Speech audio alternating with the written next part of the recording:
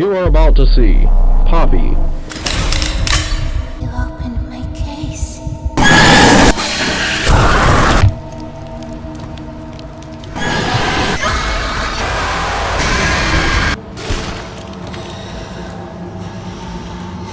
My name is the Cold. I assume you know me.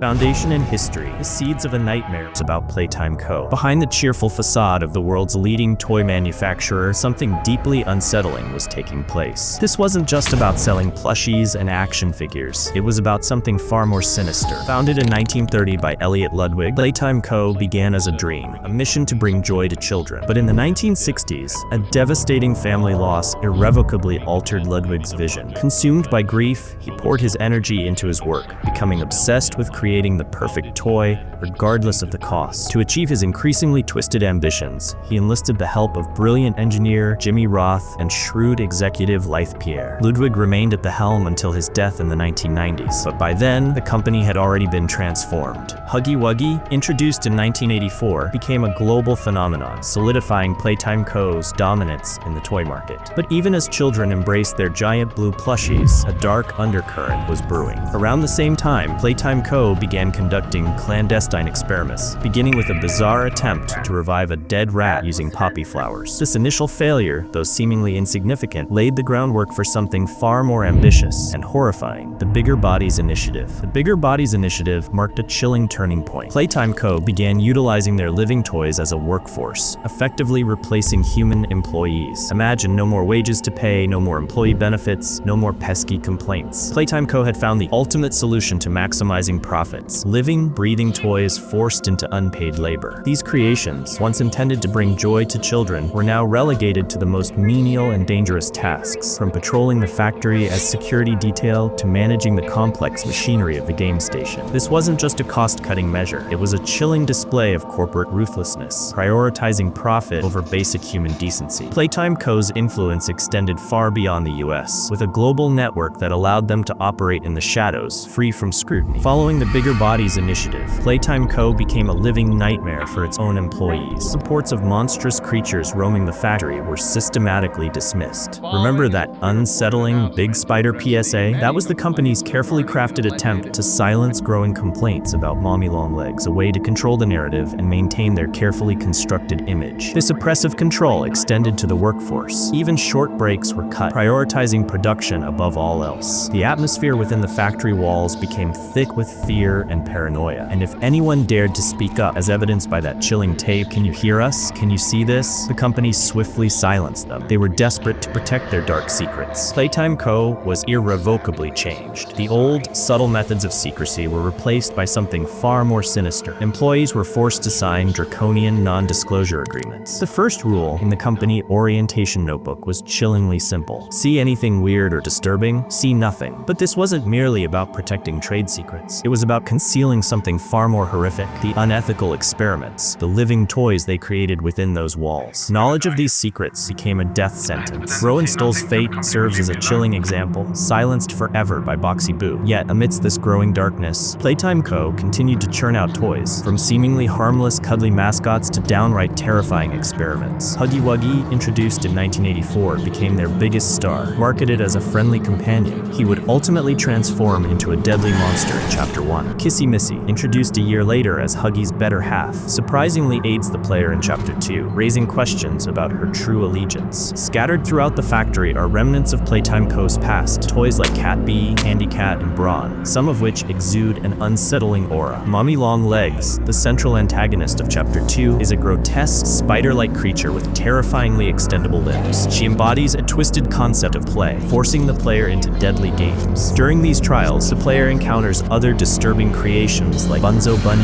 and PJ Pugapillar, further evidence of the factory's inherent danger. Catnap, the primary antagonist of Chapter 3, is a particularly disturbing creation. Once a beloved member of the Smiling Critters line, he is now utterly devoted to the prototype, forcing his will with brutal efficiency. The Smiling Critters, all 8 of them, were once immensely popular with children, but after disturbing reports surfaced of children exhibiting unusual behavior after playing with them, Catnap was abruptly pulled from the darkness that was about to engulf Playtime Co. Dog Day, another Smiling Critter, reveals the horrifying truth. The other critters attempted to rebel against the prototype, but he mercilessly destroyed them. Now, corrupted versions of these once beloved characters serve as Catnap's minions, driven by insatiable hunger and terrified of light.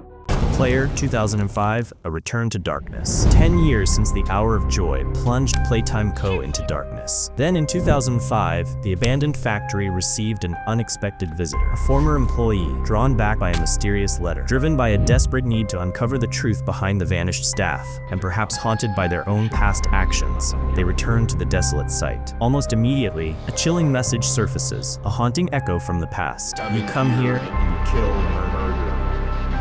And destroy. Your presence was demanded 10 years ago and you didn't show up. You're supposed to be here. Why weren't you here? You missed the event. You missed the meeting. Date of the Hour of Joy. It wasn't just a date, it was personal. They were there. Their exact role at Playtime Co. remains shrouded in mystery, but evidence strongly suggests their involvement with the Bigger Bodies Initiative, a source of deep guilt fueling their present-day determination. Represented in-game by a faceless yellow mannequin, a haunting echo of the factory's past, the player is unarmed but resourceful, using the environment to their advantage, and armed only with the ingenious grab pack, they navigate the factory, evading the monstrous toys that still stalk its halls. The stage is set, the player's motivations are clear. Now, the true horror begins. Chapter 1. A Tight Squeeze. It begins with that mysterious letter and the distorted message. It hints that the missing staff may still be trapped inside. Driven by guilt, the player returns to the abandoned factory, ignoring Leaf Pier's warning about the dangerous security. They retrieve the iconic grab pack and enter the main lobby, confronting the towering statue of Huggy Wuggy. But the moment power is restored, he's just gone. After navigating the darkened warehouse and finally activating the Make-A-Friend machine, Huggy Wuggy is there, alive. A terrifying chase through the vents ensues, a desperate scramble for survival, culminating in Huggy's shocking fall. They reach the poppy flower. Poppy is trapped. They make a choice. They set her free. The lights flicker, then silence. Except for her voice. Poppy had spoken, but what did it mean? Chapter 2. Fly in a Web.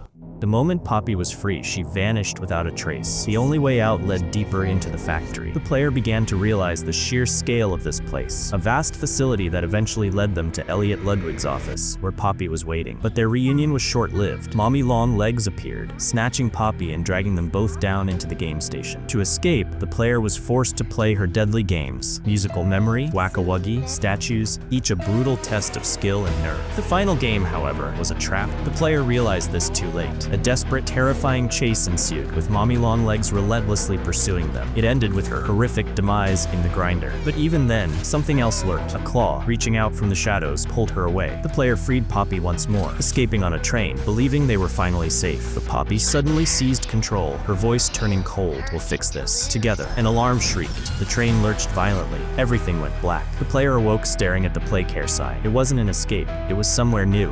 The prototype, the architect of horror, the source of all the darkness at Playtime Co. Designated Experiment 1006, he was their first true success. Created around 1989, a sentient, feeling experiment, unlike anything they'd ever conceived. But this wasn't a happy accident. The prototype harbored a deep hatred for Playtime Co., fueled by the horrific experiments he endured. This hatred became his driving force. He orchestrated the Hour of Joy, a devastating massacre that brought the factory to its knees. His true form remains a mystery, shrouded in shadow. The only tangible evidence of his existence is a slender, metallic arm with unnervingly sharp fingers, a chilling glimpse into his terrifying power. He is a master manipulator, twisting other toys into his pawns, using them for his own twisted revenge. Even Huggy Wuggy at one point fell under his control, sent outside the factory before his eventual return. The prototype even manipulated a young orphan, Theodore Grambel, twisting him into Catnap, his loyal and brutal servant. The Hour of Joy, that was the prototype's dark masterpiece, his ultimate act of revenge. It irrevocably changed Playtime Co., and ultimately, it's what brought the player back.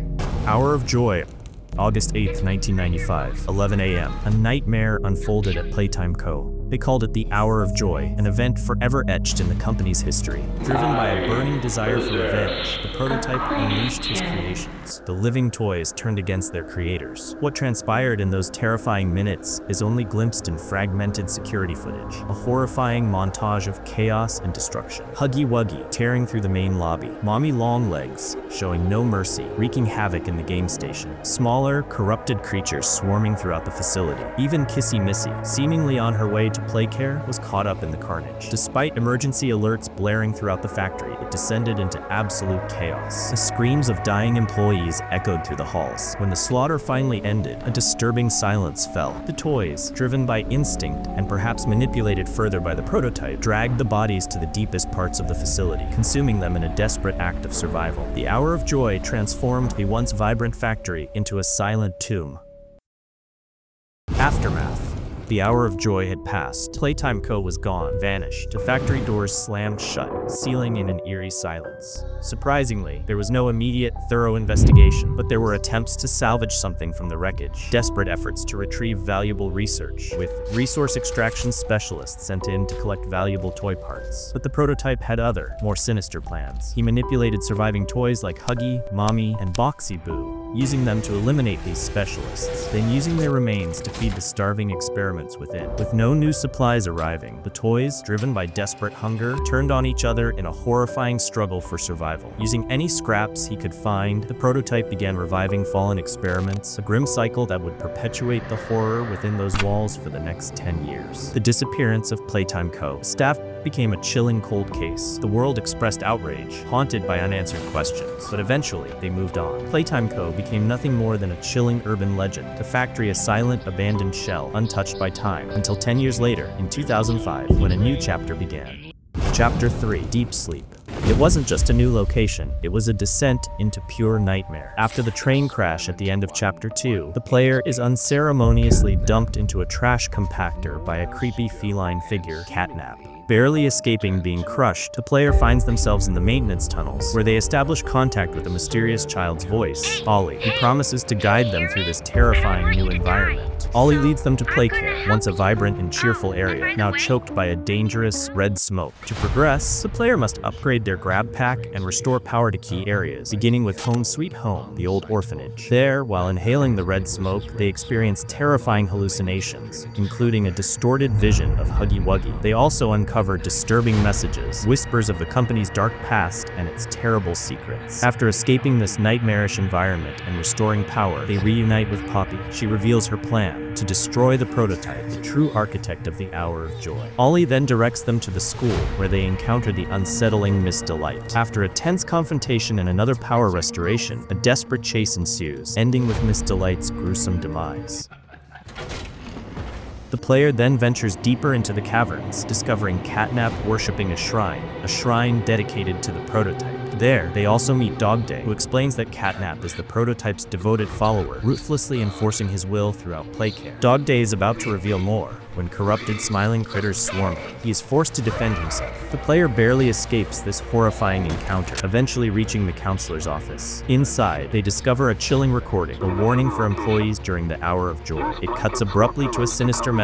Open the doors, the Hour of Joy has begun. Returning to the caverns to restore power to the counselor's office, the player is ambushed by Catnap, plunging them into another horrific hallucination, orchestrated by Poppy. After fighting through the hallucination and restoring power, they face Catnap in a final, terrifying showdown. Using an overcharged grab pack hand, a desperate gamble, they finally defeat Catnap. But even in defeat, there is no escape for him. The prototype himself appears, claiming Catnap in a brutal and disturbing display. Finally, the player finds Poppy again in the gas production zone. She shows them chilling CCTV footage, the Hour of Joy in its entirety. The toys, they were responsible. Poppy, her voice filled with cold resolve, declares her intention to destroy the prototype for what he has done. They descend deeper into the factory in an elevator. But then, something unseen attacks Kissy Missy. The doors close, leaving her fate hanging in the balance.